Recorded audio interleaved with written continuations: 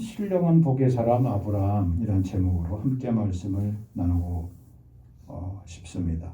우리가 지난 시간에 기도의 능력을 체험하는 교회라는 말씀을 함께 나누면서 하나님께서 우리에게 신령한 복의 세상을 다 열어주셨다, 보여주셨다, 그렇게 말씀을 했습니다.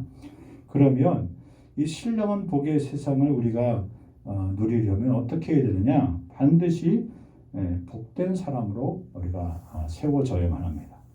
그래서 이 복된 사람 가운데 성경에서 제일 먼저 우리에게 소개하는 사람이 바로 아브라함입니다. 그래서 오늘 말씀을 통하여서 아브라함처럼 그런 신령한 복을 누릴 수 있기를 바랍니다. 오늘 말씀을 잘 보면요, 첫 번째로 신령한 복의 사람에게 가장 필요한 믿음의 세계가 무엇인지에 대해서 우리에게 말씀해 주고 있습니다. 첫 번째로 믿음의 세계가 작동하려면 반드시 믿음의 세계에 걸맞는 신앙의 원리들이 잘 움직여야 돼요. 하나의 신앙의 매뉴얼이 잘 이렇게 적용되어야만 하는 겁니다. 여러분, 우리가 어떤 기계라든가 어떤 우리가 과정에 입문하게 될 경우에는 반드시 거기에서 소개하는 오리엔테이션이라는 그 소개 시간을 갖습니다. 그래서 그걸 잘 우리가 이해하고 소화해야만 어떤 기계라든가 어떤 배움의 과정을 우리가 잘 습득하고 그리고 적응해 나갈 수 있는 것이죠. 아브라함도 마찬가지예요. 하나님이 자기에게 보여주신 믿음의 세계, 축복의 세상을 그가 어떻게 작동시켰는지 우리가 한번 따라가 보기를 바랍니다. 첫 번째로 아브라함에게는 무엇이 있었습니까? 정말 믿음이 있었어요. 믿음이. 그 믿음이 어떤 것인지 오늘 본문 4절에 보면 이렇게 되어 있습니다. 이 아브라함이 하나님의 말씀을 어떻게 됐다고요? 따라갔다는 거예요. 믿음은 말씀을 따라가는 거예요. 믿음은 사람 따라가는 것도 아니고 믿음은 세상의 습관과 세상의 흐름 따라가는 게 아니에요. 많은 사람들이 세상의 흐름에, 세상의 조류에, 세상에 도저히 흐르고 있는 유행과 그리고 물결을 타라고 그렇게 얘기해요. 네, 세상의 물결을 알아야죠. 세상에 흐르고 있는 그런 주류를 알아야 되죠. 그러나 믿음의 사람은 세상에 흐르고 있는 그 조류, 그 밑바닥에 또다시 흐르고 있는 또 하나의 흐름을 알게 돼요. 그걸 발견하게 되는 겁니다.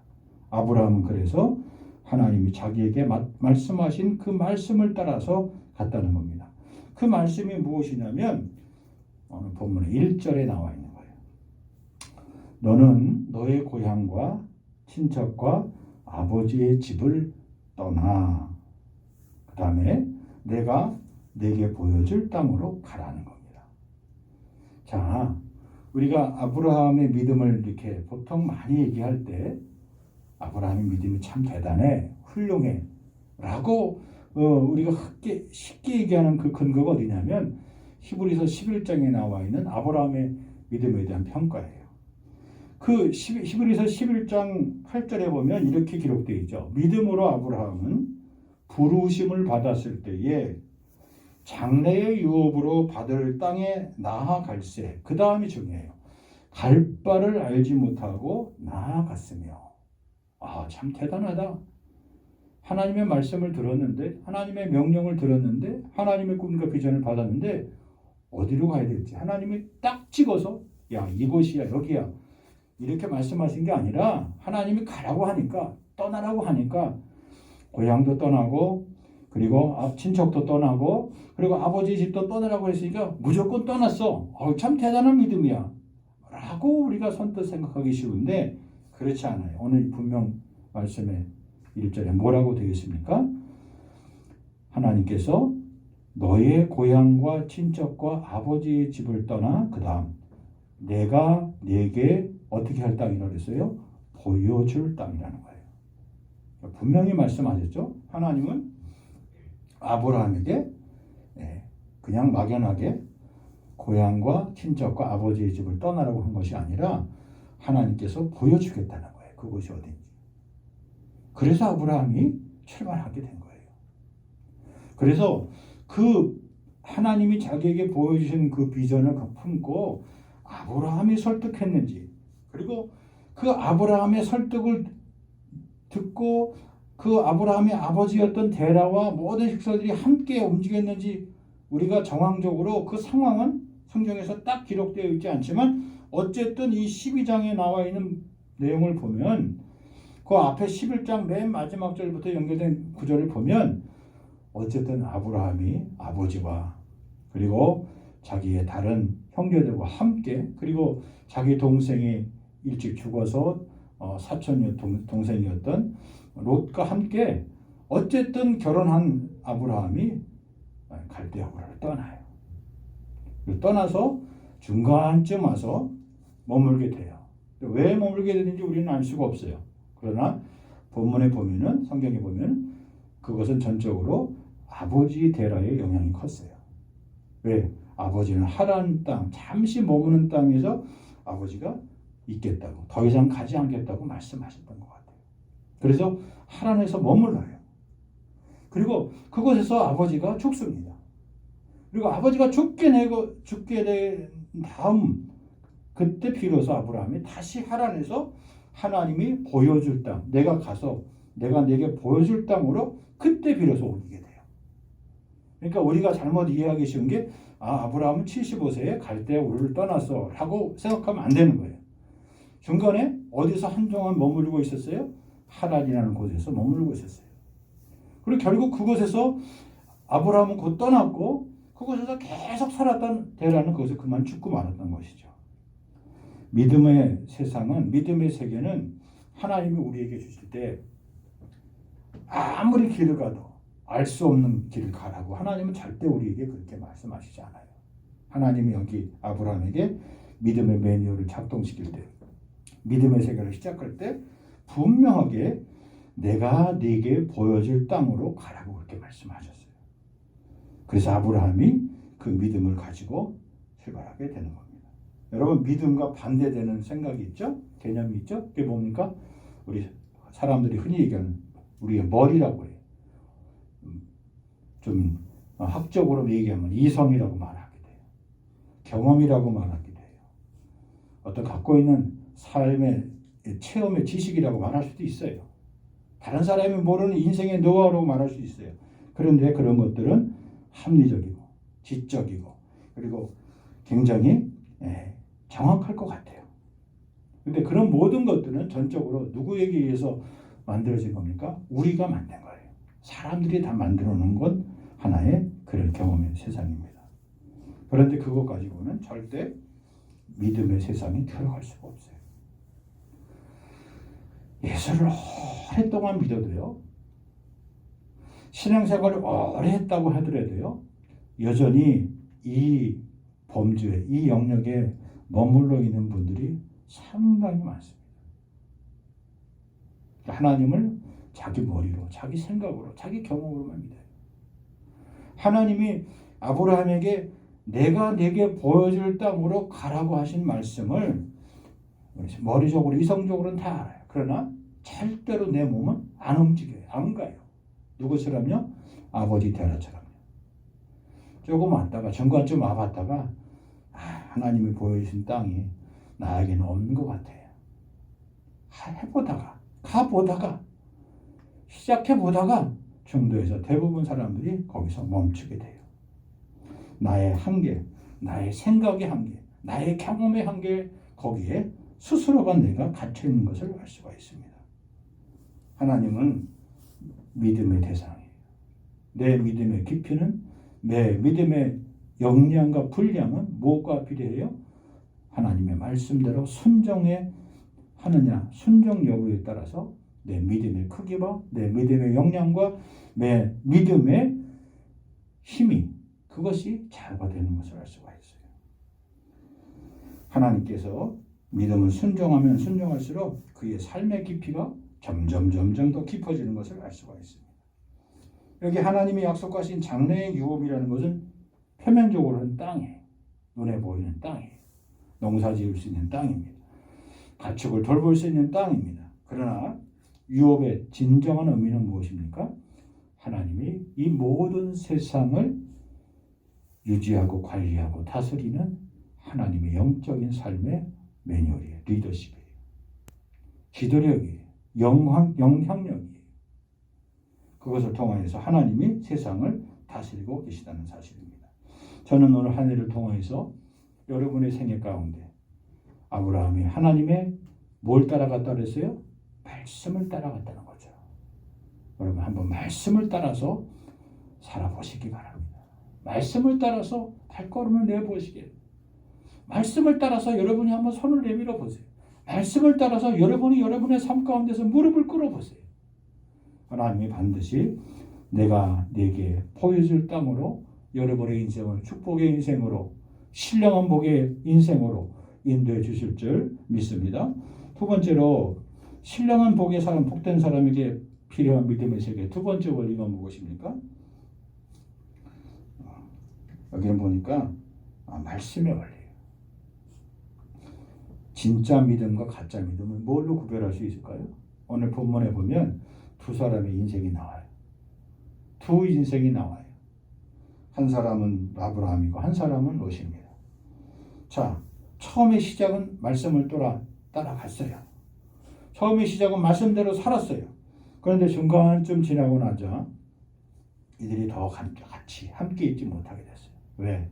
이들이 머문 곳 여기 베델 동쪽과 그 다음에 서쪽 베델과 동쪽 아이 중간 사이에서 하나님의 이름을 부르고 함께 예배드리고 있었는데 이제 점점 남쪽으로 내려갈수록 거기에 뭐가 있었냐면 같이 사기가 어려운 그런 지경에 이르게 되었어요.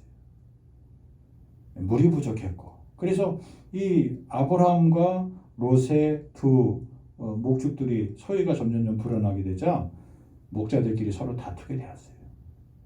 그래서 아브라함이 롯에게 제안을 합니다. 내가 먼저 좋은 곳을 택하라. 네가 왼편을 택하면 내가 오른쪽으로 갈 것이고 네가 오른쪽을 택하면 나는 왼편으로 갈 것이니까 내가 먼저 해라. 그렇게 얘기하면 우리가 상식선에서 어떻게 해야 돼요? 아유, 삼촌, 제가 외삼촌의 은혜를 받아서 여기까지 살았는데 그게 무슨 소리입니까? 어르신께서 먼저 택하면 제가 나머지 쪽을 택하겠습니까? 라고 대답하는 것이 이게 인지상정이고 정상적인 건데 아이고 롯은 그렇지 않았어요. 자기가 먼저 눈을 들어서 봤어요. 보니 물이 많이 흐르는 곳인데 그건 소돔 땅이고 풍부하고 기름진 곳이고 들판이고 농사짓기도 좋고 가축을 키우기도 좋은 곳이에요. 형님 제가 여기 이쪽을 삼촌 먼저 택하겠습니다. 그 집편을 먼저 택하였어요. 반면에 아브라함은 그곳을 택하지 않고 가나안에 머물렀어요. 여러분 평소에는 잘 믿음의 선택이 믿음의 삶이 잘 표시가 안 나요. 그러나 결정적일 때 그 믿음이 영향을 드러나게 됩니다. 어려움이 닥칠 때, 환난이 닥칠 때, 위기가 닥칠 때, 고난이 닥칠 때, 고통이 찾아올 때 믿음이 있는 사람과 믿음이 없는 사람의 결과물이 다르게 돼요. 믿음이 있는 사람은 끝까지 믿음의 길을 걸어갑니다. 말씀의 길을 걸어가요. 그러나 믿음이 없는 사람은 잠시 견디는 것 같지만 오랫동안 견디지 못하죠. 예수님이 그 믿음의 세계를 잘 비유해 주셨죠? 뭐라고 비유해 주셨습니까? 돌짝밭에 떨어진 씨앗은 잠시 믿음에 있어서 싹시 좀 자라는 것 같은데 세상의 재리와 유혹과 염려와 근심에 쏟아지면 그만 그 기운에 맞춰서 기운에 갇혀서 묻혀서 자라지 못하고 그냥 다 말아 죽게 된다는 것 똑같은 말씀이에요. 사람 의지하고 그리고 인간 의지하고 겉으로 화려한 거 좋아하고 그렇지만 위기가 닥치면 쉽게 포기하고 낙심하게 됩니다. 여러분 중요한 거예요. 사람을 의지하면 안 됩니다. 사람 믿으면 안 돼요. 사람을 불신하는 것이 아니라 사람 쫓아다니면 사람 때문에 얻게 되는 게 있어요. 뭘 얻습니까? 실망을 얻어요. 뭘 얻게 됩니까? 상처받아요. 그래서 사람을 의지하면 안 되는 거예요. 사람은 긍휼의 대상이지 사람은 절대로 의지의 대상이 아니에요. 기억하시기 바랍니다. 오직 우리가 의지할 분은 누굽니까? 오직 주님이에요. 오직 예수 그리스도 뿐이에요. 그럼 마찬가지로 어느 특정한 교회도 이게 참 우리 교회, 한국 교회의 병폐가 뭐냐면, 내가 어떤 큰 유명한 교회 다니면 내가 내 믿음이 그만큼 훌륭한 줄 알아. 아닙니다. 그런 분도 물론 많이 계시겠지만, 어느 교회의 시스템이나 어느 교회에 내가 등록된 성도라고 해서 내 믿음이 그만큼 훌륭한가? 그건 우리 각자가 대대로 봐야 될 중요한 핵심적인 내용이에요. 어떤 분위기나 그런 시스템에 의해서 내 믿음이 자라난다고 그렇게 잘못 생각하면 안 돼요. 주님 바라보지 않으면 다 무너져요. 주님 아니하면 다 중도에 포기하게 되는 겁니다. 여기 위대한 사람이 있어요. 훌륭한 사람이 있어요. 내가 그 사람을 아무리 알아도, 아무리 잘 알아도 그 사람만큼 내가 위대해지거나 훌륭해질 수 있습니까? 전혀 그렇지 않아요. 참고할 뿐이에요. 내가 이분처럼 이렇게 훌륭하게 위대한 사람이 돼야지. 용감한 사람이 돼야지. 믿음의 사람이 돼야지. 사회에 영향을 주는 그런 훌륭한 사람이 돼야지 라고 생각할 수 있지만 내가 그 사람은 아닌 거예요. 그러므로 하나님의 사람들은 절대로 사람을 의지하면 안 됩니다. 여기 배부른 사람이 있어요. 여기 많은 재산이 있는 사람이에요. 내가 그러면 그 사람처럼 내가 재산이 많은 사람이고 내가 그렇게 여유로운 사람입니까? 그건 아닌 거예요. 그건 그 사람의 인생인 거죠. 하나님의 말씀만 따라가겠다고, 하나님 말씀만 쫓아가겠다고, 하나님의 음성만 듣겠다는 그런 결연한 믿음이 있어야 되는 겁니다. 아브라함 그래서 그 말씀을 쫓아간 거예요. 그래서 눈에 보이는 가시적인 세상의 기준을 아브라함은 의지하지 않았어요.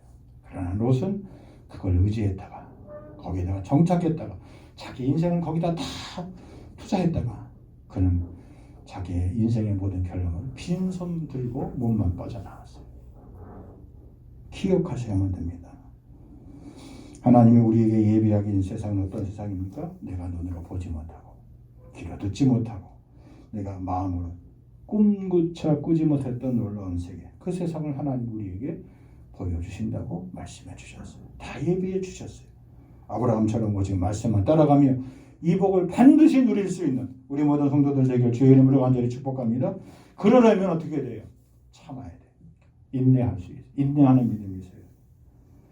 바울이 고린도 교회에 편지하면서 이제 마지막으로 정리하면서 13장에 그 유명한 사랑에 관한 말씀을 하셨어요. 근데 그 사랑에 관한 사랑장의 내용 가운데 기억할 것이 있어요. 13장 4절부터 7절 말씀. 자, 정의가 나옵니다. 사랑은 제일 처음에 뭐가 나와요? 오래 참고, 사랑은 온유하며, 시기하지 아니하며, 그 다음도 사랑은 자랑하지 아니하며, 교만하지 아니하며, 무례히 행하지 아니하며, 자기의 유익을 구하지 아니하며, 성내지 아니하며, 악한 것을 생각하지 아니하며, 불의를 기뻐하지 아니하며, 다 아니한다 그랬어요. 그런데 무엇만은 긍정으로 얘기했어요? 명령으로 얘기했어요? 오래 참는 것, 온유하는 것. 그 다음 무슨 말씀이 나옵니까? 진리와 함께 기뻐하고 그 다음 보세요. 모든 것을 어떻게 한다고요? 참으며. 그 다음 모든 것을 믿으며 모든 것을 다시 한번 견디는. 믿음의 세상이 어떻게 해요? 모든 것을 참으며 그 다음에 모든 것을 믿으며 그 다음에 모든 것을 어떻게 한다고요? 견딘다는 거예요. 성도의 견인은 인내의 삶이에요. 결국 이기는 사람이 누굽니까? 인내하는 사람이에요. 승리하는 사람이 누굽니까? 말씀을 끝까지 부여잡고 인내하는 사람이에요. 아브라함이 조카 롯과 아내와 함께 갈대아우르를 떠났다가 아버지는 더 이상 가지 못하겠다고 하란에서 버티는데 결국 그 갈등의 골을 다 내어놓고 그가 고민 끝에 떠나게 되었던 거 기억하시기 바랍니다.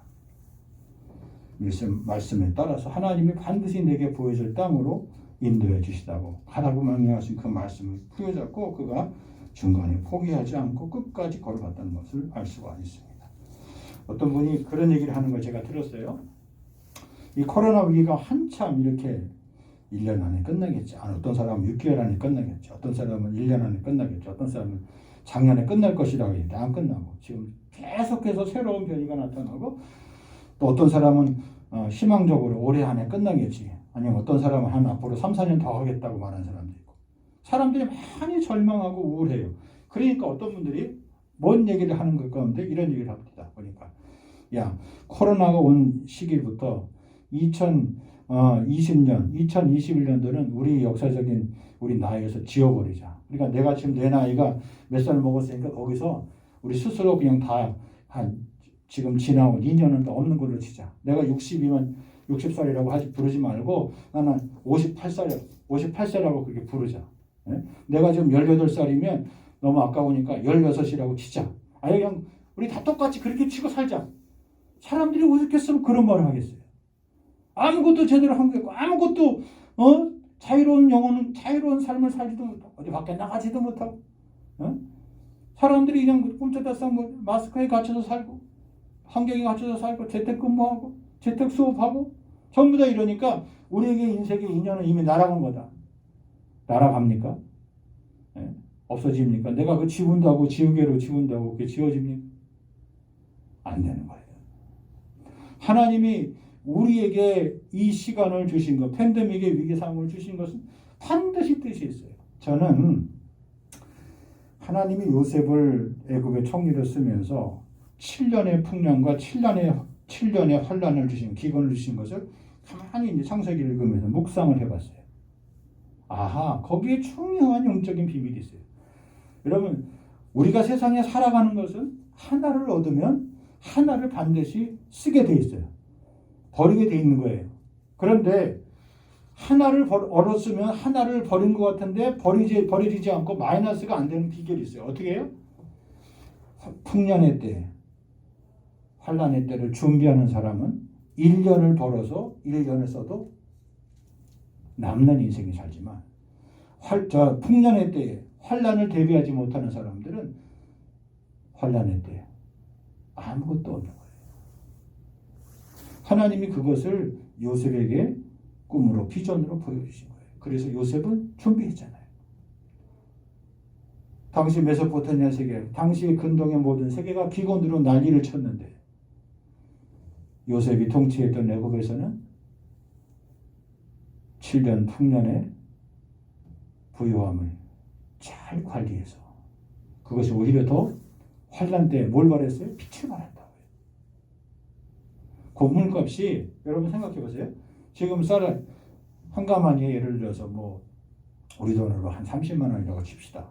그러면 지금 30만 원 하던 쌀값이 예를 들어서 계속 7년 동안 작물이 안 거치고 전 세계로 곡물에 난리가 나서 그렇게 한다면 그게 얼마까지 올 것 같아요? 우리가 상상을 초월하는 것만큼 가격이 오른다고 생각해 보세요. 그러면 이 곡식을 잘 준비한 사람들, 잘 창고에 관리하고 또 나름대로 이것을 갖다 비축할 수 있는 그런 기술을 마련해서 이것을 잘 가공해서 보관하고 있는 사람들은 그 환란의 때 뭘 받는 거예요? 엄청난 돈을 버는 거예요. 이 영적인 원리에서도 마찬가지인 거예요. 그러니까 하나님의 백성들은 시간이나 재능이나 물질이나 이런 것을 세상 사람들처럼 마음껏 내가 쓸 수 있다고 해서 쓰고 세상 사람처럼 마음껏 내가 활동할 수 있다고 돌아다니고 세상 사람처럼 마음껏 내가 할 수 있다고 내 마음대로 한다는 것은 그건 성경적인 영적인 원리를 모르는 사람이에요. 하나님의 꿈과 비전을 모르는 사람, 내일을 준비하지 않는 사람. 그래서 참지 못하는 거예요. 견뎌내지 못하는 거예요. 버티지 못하는 거예요. 우리 인생은 끝까지 달린다는 것 때로 피곤합니다. 수많은 유혹과 고난과 좌절과 고통이 계속 우리 앞에 몰려올 것입니다. 오늘 하나님께서 성령님께서 통하여 주시는 말씀이에요. 여러분 인생은 오래 사시는 것도 중요하지만 믿음으로 사는 것이 매우 가면 갈수록 중요하다는 사실을 잊지 마시기 바랍니다. 여러분 중도에 포기하고 싶더라도 그만두고 싶더라도 기억하십시오. 중도에 포기하는 것 그거보다도 포기할 뻔하더라도 포기하지 않고 계속하는 것 다시 시작하는 것보다 훨씬 중요하다는 사실을 기억하시기 바랍니다. 극한의 힘든 것, 극한의 고통이 오면 잠시 쉴 수는 있어요. 잠시 멈출 수는 있어요. 그러나 주저앉으시면 안 돼요. 포기하시면 안 돼요. 그러면 더 많은 시간과 더 많은 희생과 더 많은 아픔이 우리의 심령과 우리의 인생을 괴롭힐 거예요. 그리고 믿음의 세상이 더 그렇습니다. 신령한 복의 세상이 더 그렇습니다. 믿음의 여정이 끊임없이 막히지 않고 끝까지 믿음의 경주를 완주할 수 있도록, 그리고 인생의 마지막에 하나님께로부터 아브라함처럼 믿음의 조상이라는 축복을 받을 수 있도록, 얻게 될 수 있도록, 의에 멸류관 생명의 명을 받을 수 있도록 믿음의 경주를 올 한 해 동안 열심히 행하실 수 있는 우리 귀한 성도들 다 되시기를, 이 신령한 축복의 세계의 문이 활짝 열릴 수 있는 축복의 온년이 되기를, 복이 되기를 주의 이름으로 간절히 축복합니다. 하나님 아버지, 하늘의 신령한 축복의 세상을 우리에게 활짝 열어주시니 감사합니다.